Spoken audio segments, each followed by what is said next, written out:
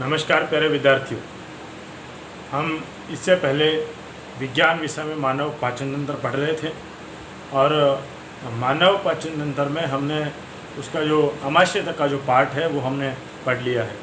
आज हम उसके आगे के जो टॉपिक, आगे का जो पॉइंट है उसमें आज हम बात करेंगे। जो छोटी आंत है, बड़ी आंत है, उसके बाद का जो अगला अपना अग्नाशय है और आमाशय है, इनके बारे में आज हम अध्ययन करेंगे और फिर ये मानव पाचन तंत्र हमारा कंप्लीट हो जाएगा। आशा करता हूँ इससे पहले के जो वीडियो थे वो आपने देख लिए हैं, क्योंकि जब तक आप इससे पहले के मानव पाचन तंत्र के जो भाग हैं वो नहीं देखेंगे तो आपको ये वाला समझ में नहीं आएगा। इसलिए आपको पहले वो भाग देखने बहुत ज़रूरी है।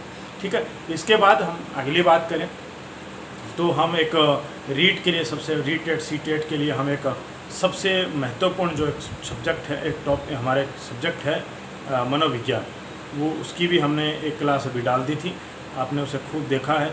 और उसके बाद जो है उसकी जो 5 यूनिट हैं, रीट के सिलेबस में 5 यूनिट हैं, वो पाँचों को हम क्रमानुसार पढ़ेंगे, सबको समझेंगे। और इसी के साथ आज अपन जिस विषय पे बात कर रहे हैं वो विज्ञान, सामान्य विज्ञान, जनरल साइंस पे आज हम बात कर रहे हैं। हमारा जो टॉपिक चल रहा था वो टॉपिक था मानव पाचन तंत्र। आइए उसके बाद के उस विषय को हम देखते हैं। ठीक है, तो देखिए मैं आपको बताऊं कि हमारा जो मानव पाचन तंत्र है, मानव पाचन तंत्र, देखिए भैया, अब इसमें मानव पाचन तंत्र में हमने जो देखा था वो हमने आमाशय तक देख लिया था। ठीक है, आमाशय यानी कि मैंने आपको बताया था कि कुछ इस तरीके की संरचना होती है, कुछ इस तरीके की संरचना होती है ये, और ये वाली जो संरचना होती है, ये वाली, ये जो संरचना है ये हमारी आमाशय कहलाती है। ठीक है, अब ये जो आमाशय होता है प्यारे विद्यार्थियों, आपको इस बात को समझना है, ये आपका जो आमाशय होता है ये यहाँ पर होता है, यहाँ पर आपके यहाँ से आने वाली ये जो फूड पाइप है, ये जिसको अपन ग्रास नली कहते हैं, ये ग्रास नली यूँ इधर की तरफ यूँ रोटेट होती है। देखिए ये आपकी ग्रास नली ऊपर से आई और आकर के यूँ मुड़ जाती है, और ये माँ के पेट में भ्रूण जो होता है उसके आकार का हमारा ये क्या होता है, आमाशय होता है, उसकी जैसी शेप इसकी होती है।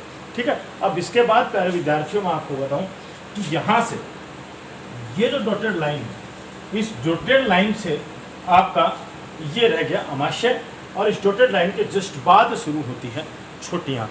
कौन शुरू होती है? छोटी आंत शुरू होती है। प्यारे विद्यार्थियों देखिए, ये है हमारी छोटी आंत। ठीक है, स्मॉल इंटेस्टाइन इसे हम बोलते हैं। ठीक है, तो देखिए ये जो छोटी आंत है इसका प्रारंभ कहाँ से होता है? तो आपको याद रखना है कि आपका जो आमाशय है उस आमाशय के साथ ही छोटी आंत जुड़ी रहती है। तो आपको याद रखना है कि छोटी आंत जो है इसका प्रारंभ सदैव आमाशय से ही होता है, क्योंकि आमाशय के साथ ही छोटी आंत का प्रारंभिक भाग जुड़ा रहता है। ठीक है, इस बात को आपको याद रखना है। अब देखिए इस बात को आपको हम समझाते हैं, डिटेल से समझाते हैं। यहाँ पे ये जो हमने यहाँ बनाया है, यहाँ पे देखिए ये जो भाग है, यहाँ पे कुछ इस तरीके की एक संरचना होती है, इस तरीके की एक संरचना होती है। ठीक है, इस बात को आपको समझना है। अब देखिए इसी के साथ आपको एक बात और बताएं कि यहाँ से एक इस तरीके से एक नलिका आती है, और वो यूं करके यूं आती है, और वो यहाँ पे आने के बाद जुड़ती इस तरीके से। ठीक है, ये बात आपको याद रखनी है। इसको थोड़ा हम ये कर देते हैं कि ये ऊपर से आई हुई है। ठीक है, इस तरीके से आती है, ये बात आपको याद रखनी है। ठीक है भैया, अब देखिए सवाल ये है कि ये जो नलिका आई है ये कहाँ से आई है? तो आपको हम बताएंगे कि इसका संबंध किससे है और ये क्या काम करती है, किस लिए यहाँ आई है, हम आपको बताएंगे, सारी बात समझाएंगे। इसको अभी एक बार छोड़िए, इससे पहले कि हम छोटी आंत को पढ़ें, छोटी आंत के साथ ही एक चीज़ और जुड़ी हुई है, ये वाली, इसको हम समझते हैं कि ये क्या है। तो देखिए छोटी आंत में एक बात मैं आपको बताऊं, छोटी सी बात बताऊं कि ये जो डॉटेड लाइन है, ये डॉटेड लाइन वाला ये जो पार्ट है, ये इस तरीके का जो पार्ट है जो आपको दिखाई दे रहा है, इस वाले पार्ट को प्रिय विद्यार्थियों, इससे कहते हैं ग्रहणी। ग्रहणी कहते हैं। आपको याद रखना है कि ये जो ग्रहणी है, इसको आपको याद रखना है। देखिए, आपसे सवाल ये पूछता है प्रतियोगी परीक्षा में कि बताइए छोटी आंत का प्रारंभिक भाग क्या कहलाता है। तो आपका बिना सोचे समझे एक ही डायरेक्ट आंसर होना चाहिए, और वो क्या होना चाहिए? ग्रहणी। तो आपको सबको याद रहेगा कि ग्रहणी छोटी आंत का प्रारंभिक भाग होता है, और ये जो छोटी आंत का सबसे प्रारंभिक भाग होता है प्यारे विद्यार्थियों, ये किसके साथ जुड़ा होता है? अमाशय के साथ जुड़ा होता है।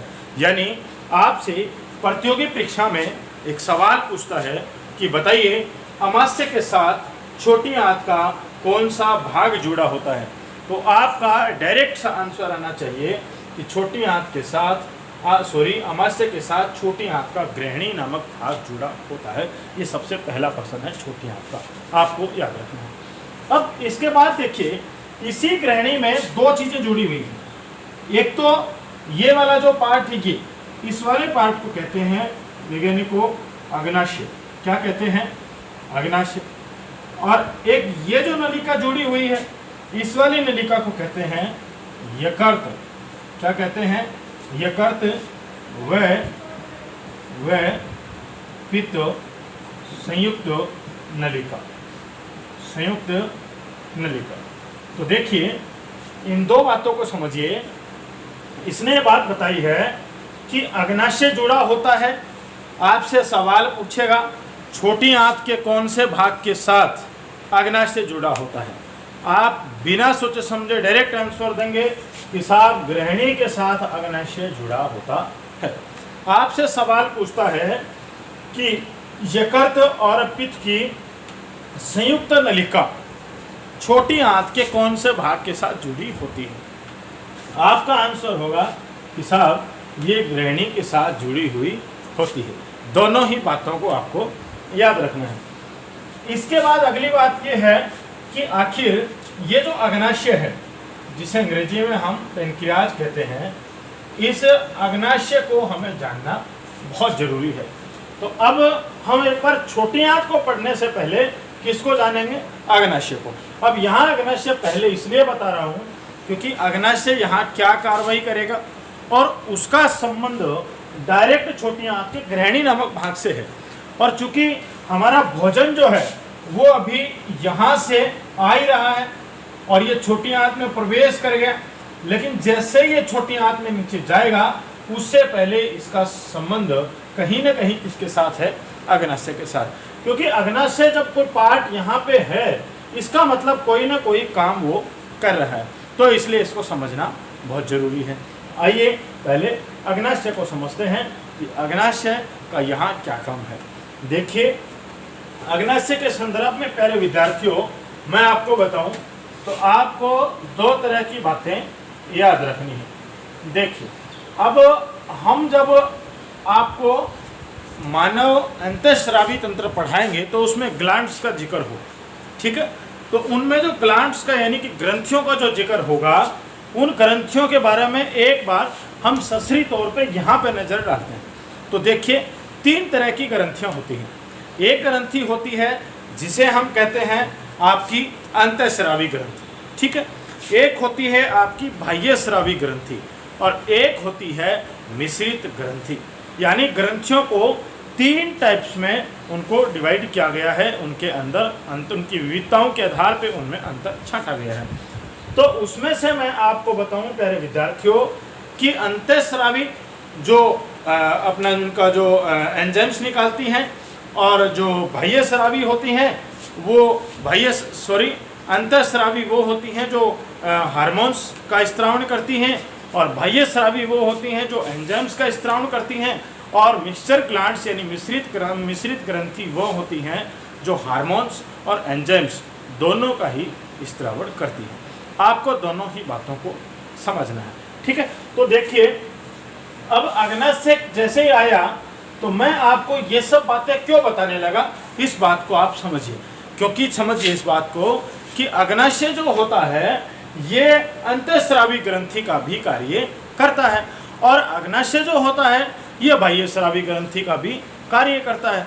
अब अगर जो कोई अंतःस्रावी ग्रंथि का भी कार्य करे और कोई बाह्य स्रावी ग्रंथि का भी कार्य करे तो उसे हम क्या कहेंगे, मिश्रित ग्रंथि कहेंगे। तो आपका अग्नाशय यानी पैनक्रियाज का सबसे पहला और सबसे इम्पोर्टेंट जो बात है वो यही है कि पैनक्रियाज यानी कि अग्नाशय जो है वो मानव शरीर की मिश्रित ग्रंथि होती है। तो सबसे पहले मेरे विद्यार्थियों आपको याद रखना है कि यह मानव शरीर की क्या है, मिश्रित ग्रंथि है। क्या है भैया, मिश्रित ग्रंथि है। बहुत इंपॉर्टेंट प्रश्न है, विभिन्न प्रतियोगी परीक्षाओं में बहुत बार इस प्रश्न को पूछा गया है। आपको अपने दिमाग में रखना है कि अग्नाशय मानव शरीर की मिश्रित ग्रंथि है। और इससे भी अच्छा एक सवाल और है, वो ये है कि ये मानव शरीर की एकमात्र मिश्रित ग्रंथि है। यानी कि मानव शरीर में एक ही मिश्रित ग्रंथि है और वो एक ही मिश्रित ग्रंथि होने के कारण हम इसे कहेंगे कि यह एकमात्र मिश्रित ग्रंथि है। और एकमात्र मिश्रित ग्रंथि का नाम क्या है, अग्नाशय। यानी यहाँ एक नया सवाल भी पैदा हुआ है। सवाल यही कि मानव शरीर की एकमात्र मिश्रित ग्रंथि। अब कई बार क्या होता है प्रिय विद्यार्थियों कि एग्जामिनर जो होता है वो आपको एग्जामिन करने के लिए क्या करता है, इस सवाल को थोड़ा पेचीदा बनाता है। अब पेचीदा कैसे बनाएगा समझिए, वो आपसे सवाल करेगा, बताइए कि मानव शरीर की सबसे बड़ी मिश्रित ग्रंथि कौन सी है, आपसे वो ये सवाल करता है। अब देखिए, अब आपके दिमाग में एक बात नहीं पैदा होती है, क्योंकि आप पढ़ के गए थे कि मानव शरीर में तो मिश्रित ग्रंथि एक ही होती है। अब वहाँ आपके दिमाग में वो बिना मतलब का एक वायरस जो है वो घुसा देता है। अब बीमारी पैदा होती है कन्फ्यूजन की बीमारी होती है। कन्फ्यूजन की बीमारी में आप समायोजन नहीं कर पाते।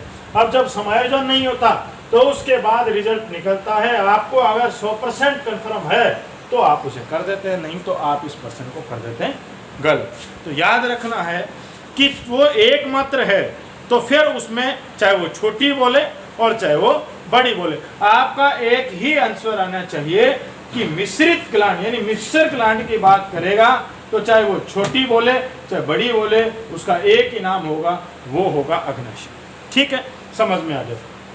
अब दूसरी बात समझिए, अगर वो आपको कहता है कि बताइए हमारे शरीर की दूसरी सबसे बड़ी ग्रंथि, आपसे ये सवाल पूछता है, तो आपको याद रखना है कि कौन होगा, अग्नाशय। क्योंकि यहाँ अब वो किसी और चीज़ का जिक्र नहीं कर रहा है, यहाँ वो सिर्फ और सिर्फ आपको ग्रंथि के बारे में बोल रहा है। तो आपको याद रखना है कि ये दूसरी क्या बोलेगा कि ये दूसरी क्या है, सबसे बड़ी ग्रंथि है और दूसरी सबसे बड़ी ग्रंथि है।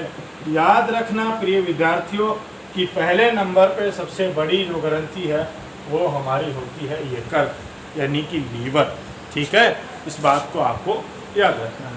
अब इसके बाद हम अगले बिंदु पर आते हैं। अगला बिंदु है कि इसकी लोकेशन ट्रेस कीजिए कि ये जो आपका अग्नाशय है ये वास्तव में किस लोकेशन पर है, कहाँ पर स्थित है। देखिए मैं आपको बताऊं, इसके चित्र को दिमाग में सेट कर लीजिए। तो बहुत सारे विद्यार्थी इंटरनेट पे यूट्यूब पे इस बाबत सर्च करते हैं कि पढ़ा लिखा उन्हें कैसे याद हो। एक दिन मैं अपना लेक्चर इसी विषय पे लेकर के आऊँगा, आपको बताऊँगा, सारी बात बताऊँगा कि क्या होता है, क्या इसका फंडा होता है, सारी बातें मैं आपको बताऊँगा। अभी इसके बीच में सब कुछ बताया जाना संभव नहीं है। देखिए तो यहाँ एक बात है सिर्फ कि इसको अपने दिमाग में स्कैन कर लीजिए, डायग्राम को स्कैन करिए, ये सब लफड़ा अपने आप याद होगा, इसे स्कैन कीजिए।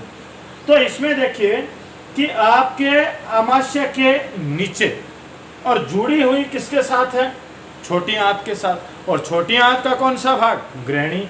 और उसके बाद ये नीचे की तरफ चला गया, कौन चला गया, ये आपकी छोटी आंत चलेगी। तो अब मैं यूं बोल दूं कि छोटी आंत और आपके अमाशय के बीचों बीच आपका अग्नाशय स्थित होता है, आपको कोई परेशानी नहीं है। तो मैं लिख देता हूं कि अमाशय व छोटी आंत के मध्य, अमाशय व छोटी आंत के मध्य कौन स्थित है, आपका अग्नाशय स्थिति। ठीक है, आपके याद रहेगा, कोई दिक्कत की बात नहीं है। इसके बाद मैं इसकी अगली बात करता हूँ। अगली बात यह है कि अब मैंने आपके आमाशय में बोला कि साहब ये एक तो कैसी है, मिश्रित ग्रंथि। इसका मतलब ये क्या करेगी कि ये बाह्य स्रावी भी है और अंतःस्रावी भी है। तो देखिए ये आपकी बाह्य स्रावी ग्रंथि और दूसरी कैसी है, आपकी अंतःस्रावी ग्रंथि है। याद रखना, दो तरह की बातें मैंने आपको बताई है। तो एक तो ये क्या है, बाह्य स्रावी, और दूसरी ये क्या है, अंतःस्रावी। तो अब आपको समझना क्या है उसे देखिए। बाह्य स्रावी के रूप में ये अग्नाशिक रस को स्त्रावित करती है।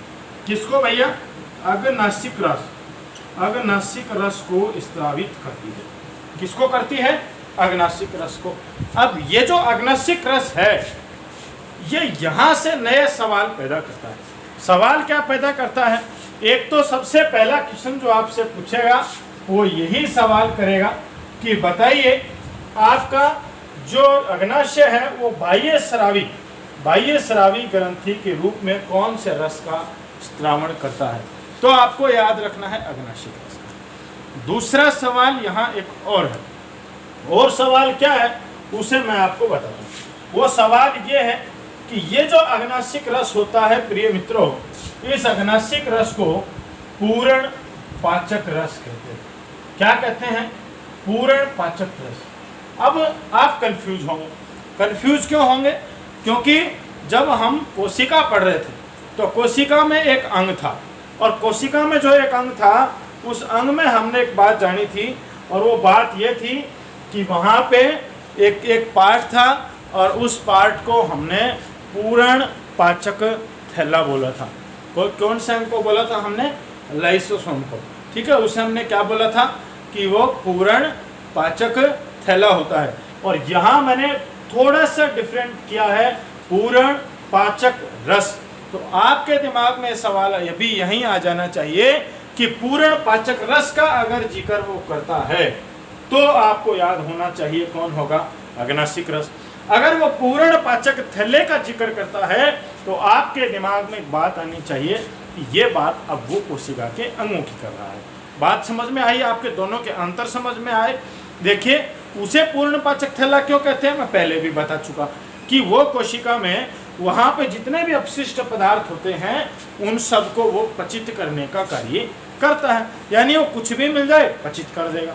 और ये जो है आपका पार्ट, ये पूर्ण पाचक रस इसलिए बोला जाता है कि ये आपके भोजन के साथ अगर लोहा आ गया, कंकड़ पत्थर आ गया तो उनको भी गलाने की क्षमता रखता है। आपको इस बात को याद रखना। अब एक सवाल एक प्रतियोगी परीक्षा में पूछा गया, बहुत अच्छा सवाल था।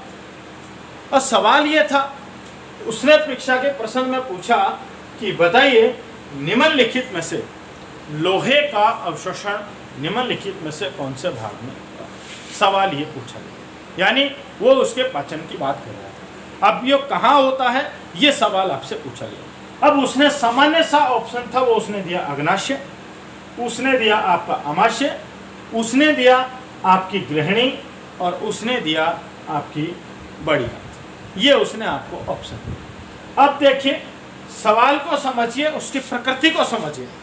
उसने बोला कि उसका अवशोषण, और आप क्या पढ़ रहे हैं कि साहब पूर्ण पाचक रस जो है, ये पूर्ण पाचक रस कहाँ पर है, आपके अग्नाशय में। अग्नाशय में कौन सी ग्रंथि का काम करता है, ये बाह्य स्रावी का। उस समय पर अग्नाशिक रस निकलता है और अग्नाशिक रस ही पूर्ण पाचक रस होता है। आपने ये पढ़ा, लेकिन प्यारे विद्यार्थियों आपको एक बात बता देना चाहता हूँ।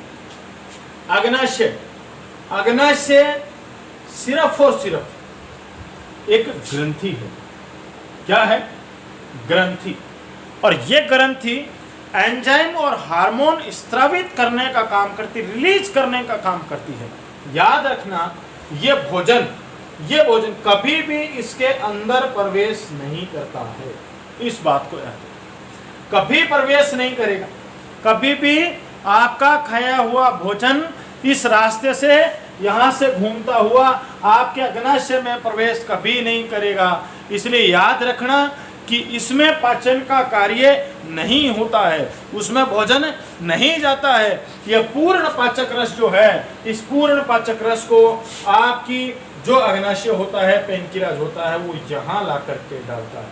और ये कौन है? गृहिणी। इसलिए याद रखना, अगर आपको ऐसे सवाल में गृहिणी के बजाय छोटी आंत दे दे तो भी समझ जाना, क्योंकि अग्नाशय ने अपना पूर्ण पाचक रस यानी कि अग्नाशिक रस ला करके उसने कहाँ डाल दिया है? आपकी छोटी आंत में डाल दिया है। तो आपको इस बात को याद रखना। और डाला भी कहाँ पे है?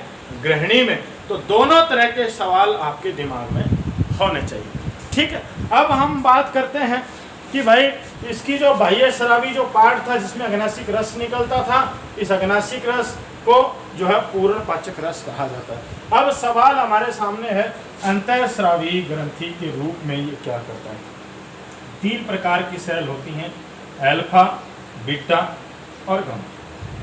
3 प्रकार की सेल होती हैं इसके अंदर। किसमें?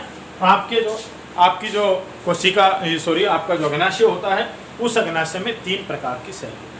ठीक है, नाम है अल्फा, बीटा और गामा। 3 प्रकार की होती है। अब ये 3 प्रकार की जो होती हैं, इसको समझिए आप।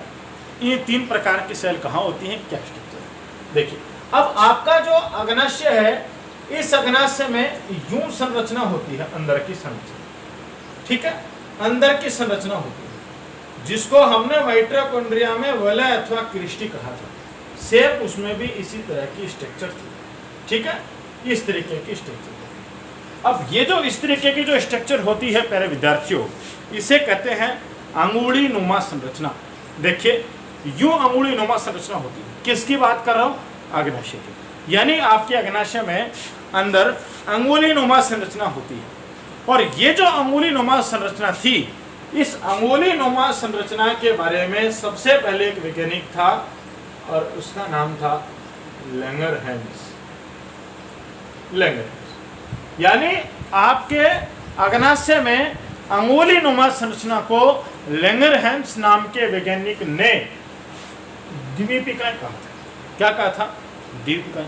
कई किताबें कहती हैं उन्होंने द्वीप कहा था। द्वीप और द्वीपिकाएं, कोई सी बात कर ले आपके दिमाग में आना चाहिए।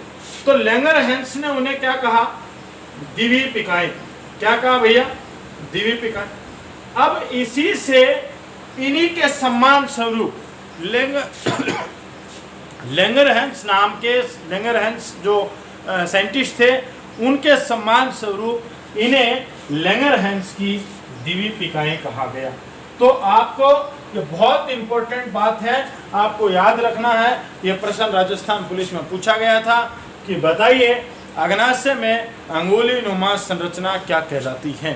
तो इस सवाल का साधारण सा जवाब है वो ये कि इन्हें लैंगरहैंस की द्वीपिकाएं कहा जाता है। इस बात को आपको बिल्कुल आसानी से याद रखना है। अब इसके बाद अगली बात करते हैं। तो ये जो लैंगरहैंस की द्वीपिकाएं, इसमें मैंने आपको बताया 3 तरह की सेल होती हैं। अब ये जो सेल्स होती हैं, ये क्या स्त्रावित करती हैं? हार्मोन। क्या स्त्रावित करती हैं? हार्मोन का स्त्रावन करती हैं प्यारे विद्यार्थियों। अब आइए इसके बाद हम बात करते हैं छोटी आंत के संदर्भ में। अब उसको समझते हैं कि ये गृहिणी वाला भाग था, इसके बाद बचे हुए उन 2 भागों में क्या होता है और छोटी आंत का जो इंट्रोडक्शन है वो क्या है, आपको हम समझाते हैं। आइए देखते हैं।